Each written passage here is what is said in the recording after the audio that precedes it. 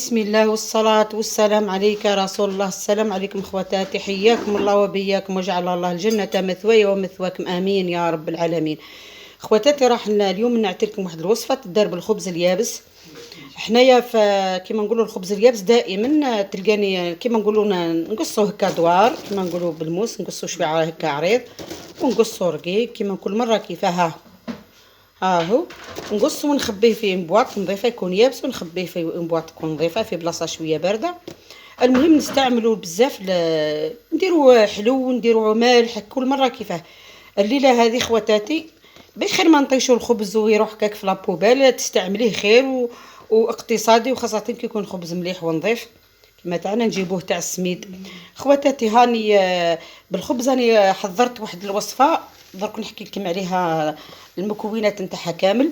المكونات تاع الخبز اليابس كما كنت نحكي لكم: 3 بيضات، شويه كمون، شويه فلفل الكحل، شويه ثوم، 3 سنات ثوم، شويه معدنوس، وشويه فلفل حار، ونص حبه طماطم مرابيه.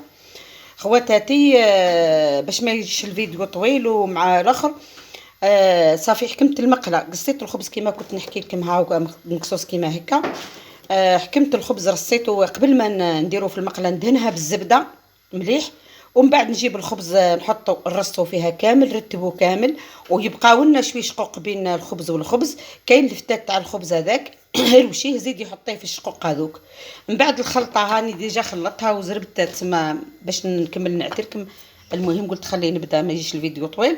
هاي كانت مخلطه هنا الخلطه، صبيتها درك على الخلطه اللي حكيت لكم عليها، صبيتها درك نكتبها لكم في صندوق الوصف. صبيتها في المقله على المقله، ومن بعد تزينيه كما تحبي بالزيتون بالطون. وعندي الطون ها هو 2 بايطون راح نزينهم كما نقولوا نديروا فوق ومن الفوق، وكما تحبي تزيدي حوايج زيدي. المهم الحوايج تاعو الاساسيه خبز يابس وبيض، هذو هما الاساسيات تاعو. بيض، البيض تقريبا هو تقريبا تلقاه عندنا في الدار ديما عندنا، ديباني بها صافي.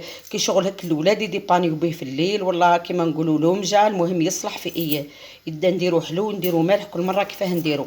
هذا كراطاي خفيف ظريف، تحبي تخلطي حتى فيه نص لحم مرحي تاع الدجاج ولا طون ولا حاجه، انا شي نزين به من الفوق. خواتاتي هذو بعد ما ان شاء الله يطيب نرجع نعتلكم خواتاتي بعد ما طاب.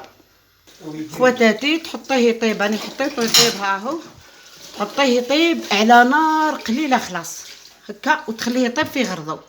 ها بالعقل ها،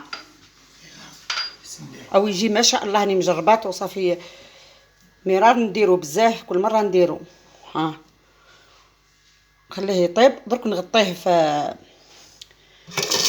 نغطيه ونخليه يطيب. ها القفال هذا وجاني شويه صغير، ها نغطيه ونخليه يطيب في غرضو كي يوجد ان شاء الله. خواتاتي نعطيلكم النتيجه الاخيره. خواتاتي ها هي هاو الكراطان البسيط، هاني قلبته. هاو كيفاه درت الطريقه. صافي يكون عندك صحن عريض ولا بلاطو يكون بلا، وانا ها واش درت القفال هذا ما نكذبش عليكم، في كل بيت عندنا القفالات القدمات، درتو عليها هكا وقلبته وزرزحته بشويه طاح فيها. هاي طيب درك طيب منها من بعد نعيطها لكم كي تكمل. هاو خواتاتي الكراتان البسيط، هاو زينته بالزيتون وهاو الطون اللي قلت لكم عليه. درك نكتب لكم خواتاتي المكونات طريقه التحضير في صندوق الوصف.